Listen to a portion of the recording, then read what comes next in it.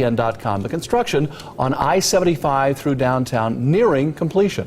We told you last night it is expected to wrap up next month. Natalie Tyndall now with 2 News Investigates, getting answers on how much the project cost and if it stayed within budget. Well, orange barrels and closed exit signs have been a common sight downtown on I-75, but nearly 10 years and millions of dollars later, it's almost done. Now, this I-75 modernization project was initially estimated to be a $154 million project, according to the Department of Transportation's website. That's that last part of that project. Now, with the project expected to be wrapping up a year early next month, we asked where they are with those costs. Now, ODOT tells me altogether, with the 3 phases of that project, $306 million will be spent on the 3 phases. So to move the exit lanes, to improve the traffic flow, and fixing pavement and bridges. Now, according to ODOT's website, they came in below budget for the entire project. And even though this construction will be in the area, or in this area, will be gone next month, that unfortunately doesn't mean you won't still see crews at work on I-75. Still going to see orange barrels on the interstate. You're probably always going to see orange barrels in different sections of the interstate because it's a work in progress. You know, there's always wear and tear, so there's always going to be repairs and things going on.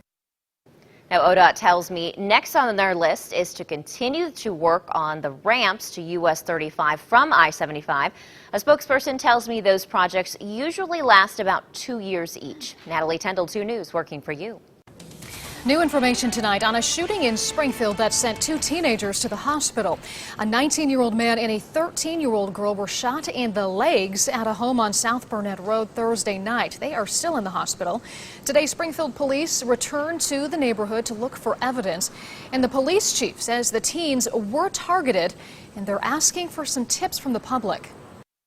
The little bit of information someone may be able to provide puts that extra brick in the wall that makes a successful prosecution and helps these families heal and the community heal. So far, police have not identified any suspects.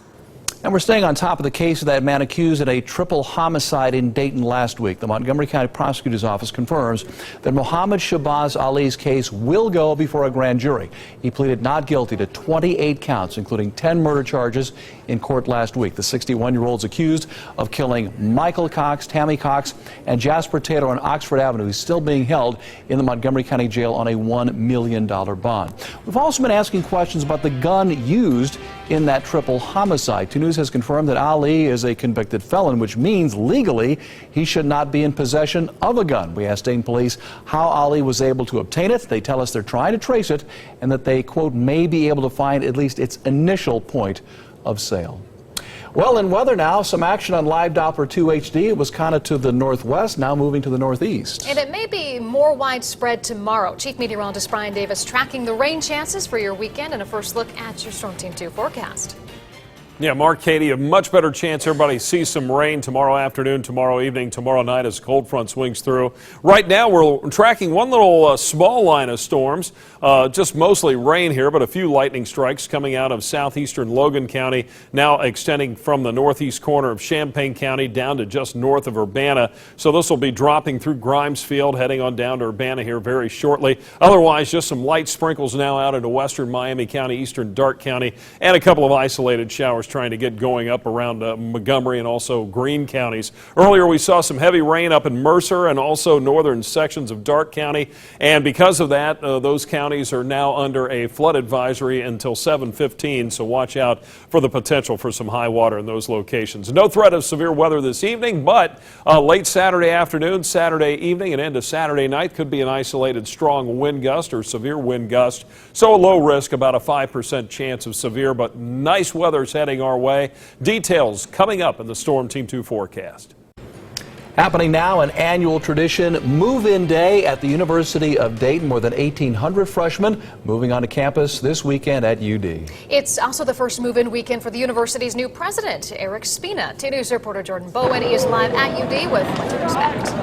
Well, Mark and Katie, I'm here outside Founders Hall, where doors just opened here at 6 o'clock. You can see students and parents starting to move in. Now, over the course of tonight and tomorrow night, students will be moving in. About 1,800 new students will move move into the dorms. Those students coming from all over, representing 34 states and 18 different countries. It's going to be a very busy next few days here near campus. That's why university officials say if you do plan on coming down to the Brown Street area this weekend, you might want to push those plans until next weekend. The next few days are going to be very congested in the area around the University of Dayton. I do suggest if you don't have to be down in this area, it's probably not going to be the easiest area to get around, especially between the arena and the campus area. And if you do have to come down here, be aware that parking will be very limited, but that only lasts for the next few days. Classes here start on Wednesday. Live in Dayton, Jordan Bowen, 2 News, working for you. And we're getting down to the final days of the Summer Olympics down in Rio de Janeiro. Team USA has now won 103 total medals at these Olympic Games. And at least half were won by women. Jack Doles joins us now live from Rio with how female dominance has been a big headline during these games. Yeah, the U.S. women have ruled here in Rio. They brought 292 athletes here for these games, and so far they are just crushing it. 55 medals. The old record of 58 from London is in serious jeopardy. And here they come to the line, Dalilah Muhammad to win the gold. They showed up in Rio in massive numbers. Looks like she's going to win another Olympic gold, and she does. And 14 days into competition, the U.S. women are piling up medals at a record rate. Olympic gold, and Manuel is going to do it. Oh! We came into it together as girls, as women, girl power. Girl power indeed. If the U.S. women were a country, only China and Great Britain would stand ahead of them in the medal race.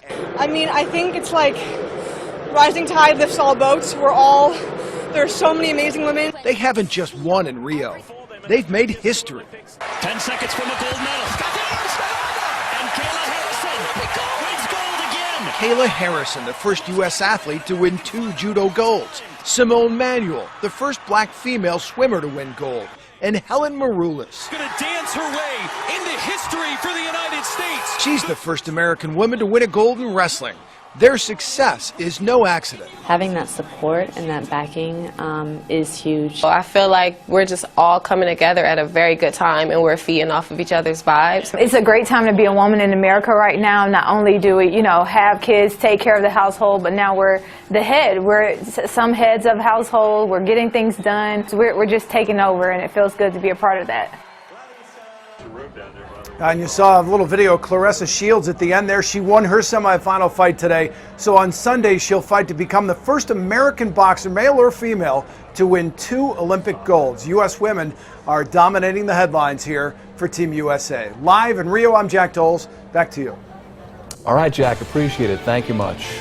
Well, zapping germs at a local hospital, how a robot is aiming to drop Springfield Regional's infection rate to 0.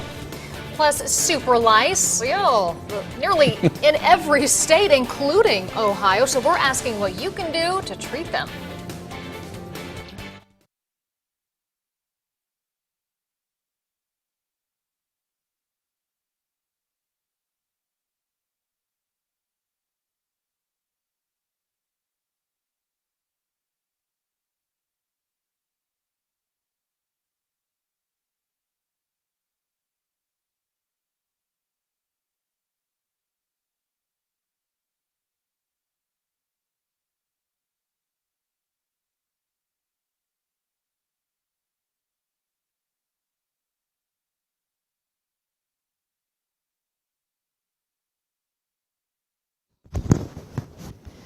Yes, according to a recent academic, okay.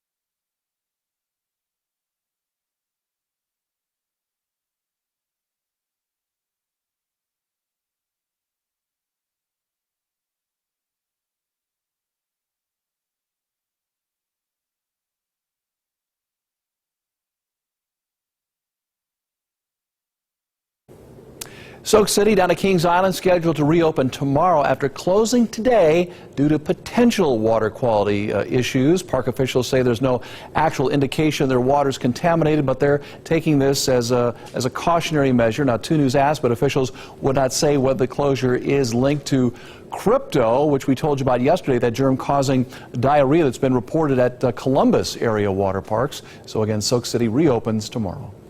Well, from one bug to another, just as the kids are heading back to school, a study suggesting super lice have invaded at least 48 states, including Ohio. But local health officials say no need to panic. 2 News reporter Charlize Gordon asking questions about how to deal with super lice. According to a recent academic medical study, the mutant bugs were found in every state except Alaska and West Virginia. Super lice are head lice that have mutated and grown resistant to the over-the-counter medication, often used to treat the insect. But medical experts say super lice aren't any worse than the regular bugs. They do not carry or spread disease. Although the insects cannot jump or fly, they